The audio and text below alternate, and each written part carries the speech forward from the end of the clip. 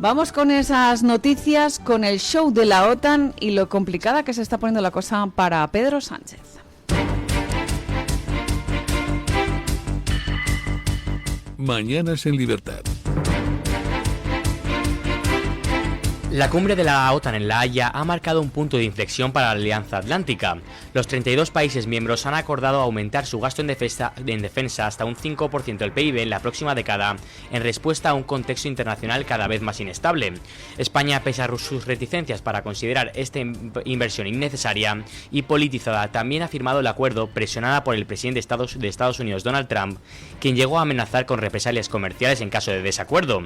El secretario general de la OTAN, Mark Rutte, calificó el compromiso como un salto cualitativo y reafirmó su intención de construir una alianza más fuerte, justa y letal ante amenazas crecientes como la de Rusia, definida como un peligro a largo plazo. Este incremento supone el mayor en los más de 70 años de la historia de la OTAN. No importa de dónde venga la amenaza, Rusia, terrorismo, ciberataques o sabotaje, la alianza está lista para defender cada centímetro de su territorio y garantizar la libertad y seguridad de nuestros 1.000 millones de ciudadanos, concluyó ayer Mark Rutte. Bueno, vamos con la parafernalia de ayer de la cumbre en La Haya. Ya saben ustedes que todo comenzó recibiendo a Pedro Sánchez de una manera bastante peculiar cuando llegó a el lugar en el que se reunían los líderes mundiales. Él no fue recibido por absolutamente nadie, bajó solo del coche, etcétera, etcétera, lo cual escenificaba un poco la postura de aislamiento de Pedro Sánchez, que ya había empezado con una importante polémica, y es que el domingo llegó con esa declaración institucional tirándose el pisto, como se dice vulgarmente, de que había conseguido una excepción ibérica y que no iba a pagar el 5%. Claro, esto supuso un gran enfado a nivel internacional, sobre todo porque parecía como que quería Pedro Sánchez salirse de ese acuerdo que habían dicho que habían firmado de manera multilateral por parte de todos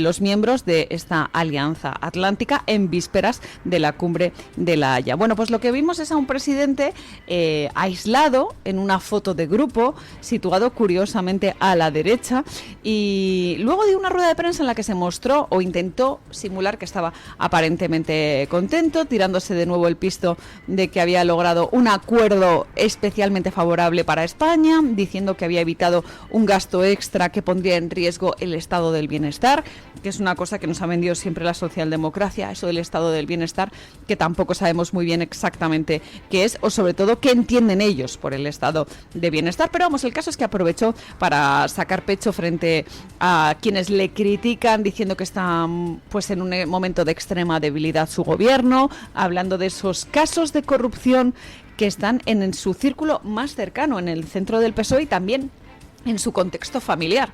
Entonces hizo esa parafernalia, este show dialéctico, y además lo que cuentan diferentes medios de comunicación es que lo que vimos ayer fue la escenificación de cómo el presidente del gobierno se está distanciando cada vez más de sus colegas europeos. La imagen de La Haya, de esa cumbre, era realmente inédita. Él siempre presumía de las buenas relaciones internacionales, incluso dentro del Partido Socialista Europeo, así que es una imagen muy poco habitual y, sobre todo, además de esa foto de grupo, por así decirlo, también son muy importantes las pequeñas reuniones bilaterales que se realizan en el marco de la cumbre, aprovechando que todos están reunidos, aprovechando que Pedro Sánchez habla muy bien inglés, que tiene una gran soltura con el idioma. Lo que solía hacer el presidente del gobierno es reunirse con sus aliados, aunque sea solamente aliados en cuanto a signo político. Pues esta vez no ha ocurrido, y yo creo que esto es bastante significativo. Ya no solamente el choque con Donald Trump,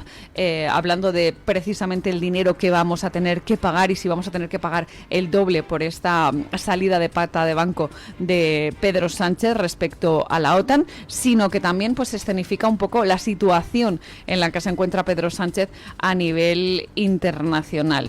Una exhibición del escaso poder que tiene ya Pedro Sánchez, que se ve fuera de nuestras fronteras, y es sumamente importante. Pero saben ustedes que hoy hay grandes temas, porque mientras que teníamos a Pedro Sánchez en la OTAN, lo que estamos viendo directamente son las consecuencias de su mal gobierno, y las consecuencias de su mal gobierno se materializan en la imagen que tienen de nuestro país en el exterior, y sobre todo mientras intentamos echarles continúan las fechorías. Por eso es tan importante, cada segundo cuenta, cada minuto cuenta, que esté Pedro Sánchez en la Moncloa, porque mientras siga ahí nadie está seguro.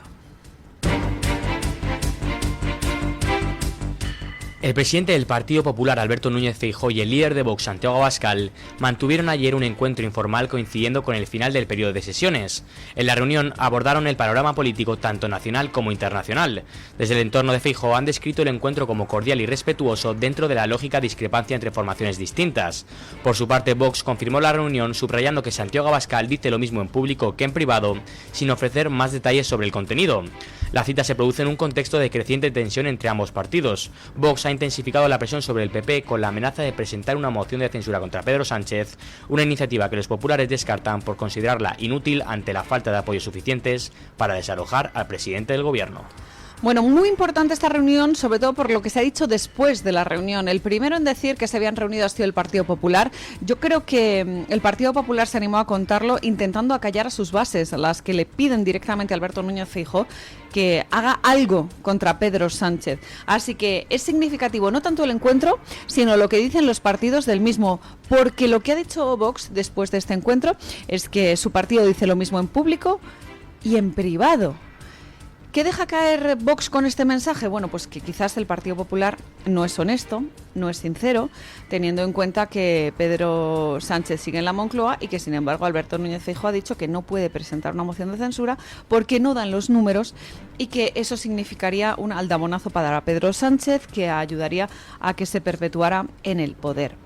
La herramienta de la moción de censura que está encima de la mesa es una maniobra, lógicamente, para desalojar al presidente del gobierno del Palacio de la Moncloa, pero también para retratar al gobierno y a sus socios, que esto es sumamente importante, a esas personas que le mantienen en su puesto, esos 176 diputados que hacen que todavía siga Pedro Sánchez en la Moncloa. Así que de este encuentro informal, como han dicho los propios partidos, para abordar el contexto político nacional e internacional que vive España, nos quedamos con esa, no sé, mano tendida, por decirlo de alguna manera, quizás esa esperanza de que se pueda producir algún tipo de movimiento. Y si no se produce por parte del Partido Popular, que es, por así decirlo, el que está en la cabeza de salida para conseguir esa moción de censura, quizás podría ser a través de la sociedad civil. Recordemos que la Plataforma por la España Constitucional se ha postulado para liderar una moción de censura, por así decirlo, independiente, ante esas dudas del Partido Popular, esas dudas de Alberto Núñez Feijóo, que insisten que no cuenta con los apoyos suficientes para ganarla, y también intentando en cierta manera ayudar a Vox, que tiene una imposibilidad para proponerla porque no cuenta con los diputados necesarios para ello. Así que quizás esta podría ser una vía interesante, sobre todo con el programa que ha propuesto la Plataforma por la España Constitucional, que es el de poner una persona independiente de la sociedad civil con un único punto de su programa electoral, que es el de disolver las Cortes y convocar elecciones, que sería el fin último de esta moción de censura. Pero en cualquier caso, mientras ellos están discutiendo, la corrupción sigue campando a sus anchas, y nos encontramos hoy precisamente con noticias como la que publica The Objective, que nos cuenta cómo Sánchez está preparando una ley Koldo para invalidar herramientas fundamentales para la investigación y que están siendo fundamentales para la UCO, por ejemplo, como son las grabaciones de ese famoso informe de la Guardia Civil. Esto es lo que está preparando Pedro Sánchez, ese anteproyecto de ley a propuesta de Félix Bolaños, el ministro de la Presidencia, que es la voz de su amo y que pretende considerar ilegítimas ciertas grabaciones. Dense cuenta por qué les digo que cada minuto cuenta a la hora de desalojar a Pedro Sánchez de la Moncloa, puesto que conforme van pasando los segundos va incrementándose la inseguridad de todos los ciudadanos y va minándose la democracia, que ya les hemos dicho que es lo único que nos queda en nuestro país. La democracia en general, pero también estamos hablando de, lógicamente, la independencia judicial, la malversación de fondos públicos, bueno, en fin, todas estas cuestiones que ya les digo que son sumamente preocupantes. ¿Qué me molesta a mí del Partido Popular? ¿Qué me molesta de Alberto Núñez Feijóo? Pues, señores, a mí me da la sensación de que está midiendo los tiempos, y lo estamos viendo con este tipo de encuentros. Yo creo que el Partido Popular, pese a que sus bases le pidan que haga algo, lo que está es calculando a ver cuándo le dan las cifras para llegar a una mayoría absoluta y, por tanto, no necesitar socios como Vox para poder acceder al gobierno. De tal manera manera que se puedan repartir ellos todos sus cargos. Esta es una cuestión muy grave, sobre todo teniendo en cuenta que si es así, Alberto Núñez Feijóo no está velando por el bien de España, que sería el interés fundamental de un partido político que piensa en el bien de todos los ciudadanos, sino que está velando por su propio interés, por colocar a todos esos pequeños cargos del Partido Popular y que por tanto terminen con sueldos públicos. Maniobra, ya les digo, de cálculo, según creo yo, en la cabeza de Alberto Núñez Feijóo a la hora de plantear esa moción de censura. Desde la sociedad civil vamos a apostar por esa rebelión cívica para pedir a nuestros políticos alturas de miras, que no piensen en sus sueldos, que no piensen en sus cargos, que piensen en el bien de España, sobre todo teniendo en cuenta lo que les decía antes, lo del asalto a la justicia, que es una realidad y lo estamos viendo día a día con leyes como la ley de amnistía. La mayoría progresista del Tribunal Constitucional ha concluido que la ley de amnistía relacionada con el procés catalán se ajusta a la Constitución. Se espera que la sentencia que avala la norma clave la investidura de Pedro Sánchez se haga pública entre hoy y mañana. Tras rechazar los recursos presentados por el Partido Popular, los 6 magistrados alineados con el bloque progresista han zanjado los últimos aspectos de la deliberación, sosteniendo que la Carta Magna no prohíbe expresamente la figura de la amnistía. El criterio de la mayoría se ha impuesto al de los 4 magistrados conservadores en un pleno monográfico cargado de tensión interna. Desde el sector minoritario se ha criticado duramente el desarrollo de la sesión diciendo: la deliberación no existe, esto es un paripé. Han señalado estas fuentes del ala conservadora desde la sede del tribunal. Según estas voces, el pleno se ha limitado a una sucesión de discursos sin un verdadero intercambio jurídico. ¿Quién está en el Tribunal Constitucional? Pues Cándido Conde Pumpido. ¿Quién puso a Cándido Conde Pumpido ahí? Pues Pedro Sánchez. ¿Y qué iba a pasar? Pues lo que estamos viendo. Hay una única manera de evitarlo, lo dijo hace unos días Santiago Abascal, y es si los magistrados designados por el PP evitan que se vote esta ley de amnistía, pues podríamos, entre comillas, tener ese subterfugio, ¿no?, para evitar que salga adelante, porque la única manera sería ausentándose de ese pleno, que no haya quórum y que, por tanto, pues no termine de validarse esa ley de amnistía. Ley de amnistía pensada, lógicamente, en los secesionistas catalanes, puesto que lo pactaron con ellos. Es una ley hecha por y para los secesionistas catalanes, para librarles de lo que les podría caer, pero también está pensada, supongo, para el futuro, por lo que le pueda caer a Pedro Sánchez, ¿no? Porque las cosas que estamos viendo realmente son dignas de pena de cárcel. En cualquier caso, sepan que el Constitucional, como les contaba don Eric Gutiérrez, ha concluido ese debate sobre la amnistía, que no ha sido tal, sino que, como decíamos, ha sido una sucesión de discursos. Se está perdiendo la legitimidad del debate jurídico en el Tribunal Constitucional, pues ya ven ustedes, por la deriva de este tribunal y sobre todo por la gestión quizás de Cándido Conde Pumpido, y se va a votar.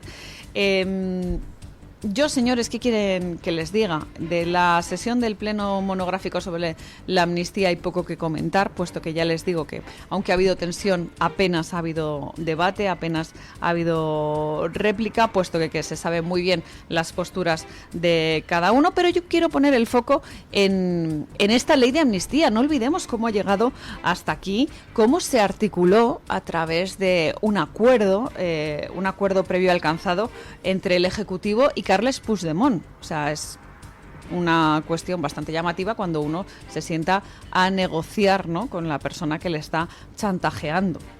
Con Carles Puigdemont, acuérdense ustedes que no solamente está imputado por corrupción, sino que además es prófugo de la justicia, que tuvo que ir a reunirse Santos Cerdán fuera de nuestras fronteras, a sentarse en una mesa con él. Y acuérdense ustedes quién es Santos Cerdán y cómo está salpicado por la corrupción. En fin, preocupantes las cosas que pasan en nuestro país respecto a la corrupción. Este es uno de los casos importantísimos que asedian al presidente Pedro Sánchez, el escándalo de corrupción de Koldo, de Ábalos, de Cerdán. Pero también hay otro, el de su familia directa. Hablamos de Begoña Gómez. La Audiencia Provincial de Madrid ha confirmado la imputación de Cristina Álvarez, asesora de Moncloa y exsecretaria de Begoña Gómez, por su implicación en actividades privadas de la esposa del presidente durante el periodo investigado. Los magistrados anulan su primera declaración como testigo, pero consideran que las pruebas reunidas por el juez son suficientes para mantenerla como investigada. Según el auto, existen indicios de una clara desviación de funciones públicas en beneficio de intereses privados dentro de una estructura institucional como la Secretaría General de la Presidencia. Esta resolución llega un día después de que el juez Juan Carlos Peinado haya pedido al Tribunal Supremo la imputación del ministro Félix Bolaños por presunta malversación y falso testimonio. Interesantísima la pregunta que lanzábamos ayer a nuestra audiencia. ¿Por qué caso de corrupción cree que va a caer el gobierno de Pedro Sánchez? Si cae. Y es que tenía muchos frentes abiertos. El del hermanísimo, el tema de los hidrocarburos con Aldama y el cobro de mordidas, el tema de Santos Cerdán, el tema de Ábalos, el tema de Koldo y también el de su mujer, el de Begoña Gómez. Lo que estamos conociendo es que pues parece casi evidente que hay ciertos índices de criminalidad en la designación de la asesora de Begoña Gómez en Moncloa, de Cristina Álvarez. Lo que se va a investigar es si se sobrepasó en el desempeño de sus funciones públicas. Es decir, ella estaba como asesora de la mujer del presidente. Sepan ustedes que en nuestro país no hay primera dama. Debería quizás regularse el papel de la esposa del presidente. A mí me parece algo importante. Esta es una iniciativa que ha hecho el think tank España Mejor, que lidera Miriam González. Pues bueno, para que tengamos un buen gobierno también y sepamos hasta dónde sí y hasta dónde no. A veces son cuestiones de sentido común, de lo que puedes hacer y lo que no puedes hacer, pero está visto que, por ejemplo, con los socialistas en la Moncloa hay que dejárselo todo negro sobre blanco porque, en fin, se pueden exceder y parece ser que se están excediendo a la luz de lo que dice el auto, ¿no? Que se ha favorecido un plan delictivo, el de la mujer del presidente del gobierno Pedro Sánchez, en un presunto tráfico de influencias. Y aquí hay puntos relevantes, porque en el caso de Cristina Álvarez, que es como se llama la asesora de Begoña Gómez, está por un lado la amistad personal directa y probada entre las dos, lo que habría supuesto ese nombramiento a dedo en el cargo, ¿no? Dado que son funciones de personas de máxima confianza, se le señaló directamente para ese puesto. Y ahí empezó esa desviación de fondos públicos, de recursos públicos en favor de los intereses privados, porque sepan ustedes que a lo que se dedicaba Cristina Álvarez básicamente era gestionar las reuniones privadas de Begoña Gómez en las que ella captaba fondos. De manera que lo que estamos viendo es una especie de estructura institucionalizada desde Moncloa para utilizar la influencia como mujer del presidente del gobierno, dentro de esa presidencia del gobierno, para sus fines privados, específicamente a la hora de captar dinero para esa suerte de cátedra extraordinaria de transformación social competitiva, que luego hemos visto que era la absoluta nada. De lo que se trataba es conseguir fondos pues para sus intereses personales. En fin, vamos a estar muy pendientes, lógicamente, de lo que pasa con esta investigación, pero sobre todo es importante cómo ha visto la audiencia esos indicios de desviación de recursos públicos en el caso de Begoña Gómez. Y vamos a terminar con una cosa que nos ha llamado la atención, señores. Hablamos de la ley Bolaños. ¿Saben ustedes que hay una huelga convocada los días 1, 2 y 3 de julio por parte de jueces y fiscales contra este despropósito? ¿Qué hace el gobierno? Bueno, pues aprovechar la circunstancia, tirar de dinero público para hacer propaganda. El Gobierno mantiene su hoja de ruta para aprobar la reforma del sistema de acceso a la carrera judicial y fiscal, conocida como Ley Bolaños. A la espera de que la Comisión de Justicia del Congreso vote las enmiendas previsiblemente la próxima semana, el PSOE deberá negociar con Junts si quiere asegurar la supervivencia del proyecto. Mientras tanto, el Ministerio de Justicia continúa su defensa activa de la reforma a pesar del rechazo mayoritario por parte de jueces y fiscales. Uno de los pilares que el ministro Félix Bolaños quiere destacar es el esfuerzo del sistema de becas, en especial las denominadas becas SERE, con las que el Gobierno busca garantizar la igualdad de oportunidades y evitar que la justicia pierda talento por razones económicas. Para ello, el Ejecutivo ha previsto una importante inversión en su promoción. El pasado 29 de mayo, el Ministerio de la Presidencia, Justicia y Relaciones con las Cortes licitó un contrato por valor de 256.000 euros para la planificación, creatividad, diseño y ejecución de una campaña de publicidad institucional sobre estas becas destinadas a la preparación de oposiciones en el ámbito judicial. Bueno, hablamos de publicidad institucional, pero realmente tendríamos que decir que es propaganda política, maniobra para blanquear este tipo de cosas. Que lo hacen a través de una especie de, una suerte de becas. Es muy importante becar y premiar el talento, pero no de la forma en la que hace el gobierno socialista, porque lo que hace es enmascarar, entre comillas, pues todas estas fechorías que está llevando a cabo con una serie de maniobras políticas, pues para interferir en la justicia y prácticamente blindarlo desde dentro, ¿no? Dentro de su gobierno. Es curioso estos fondos que ha dedicado a la promoción de la ley Bolaños, sobre todo teniendo en cuenta que está esa huelga judicial convocada. Sepan ustedes que es el 1, 2 y 3 de julio, afecta solo a los profesionales, pero hay una concentración también convocada este próximo sábado, día 28 de junio, en Madrid, en la Plaza de las Salesas. Eso es una manifestación pensada en la sociedad civil para que blinde su apoyo pues a todos los jueces y fiscales que lo están pasando realmente mal por este tema, por esta ley Bolaños que está en marcha. Me he encontrado hoy, por cierto, señores, una interesante encuesta de Sociométrica para El Español, hablando de esa ley Bolaños, que curiosamente no convence ni a los votantes del PSOE. Nos cuenta esta encuesta que la mayoría de los españoles está apoyando esa huelga de jueces y fiscales, y menos de la mitad de los socialistas respaldan la reforma impulsada por el Ministerio de Justicia, concretamente por Félix Bolaños. Así que, aunque no gusta a nadie, no convence a nadie, ahí sigue el Ejecutivo, dale periquillo al torno con el tema de su ley específica para... pues eso, ya les digo, dinamitar la justicia desde dentro y que se cometa pues esa injerencia, que por desgracia Pedro Sánchez es algo que hace muy a menudo, estamos ya prácticamente acostumbrados, así que, en fin, vamos a intentar poner pie en pared contra todo ello. Esto es lo que les contamos respecto a esta ley Bolaños, pero hay mucha más tela que cortar. Antes, eso sí, vamos con la noticia de interés general que nos trae el Banco Santander.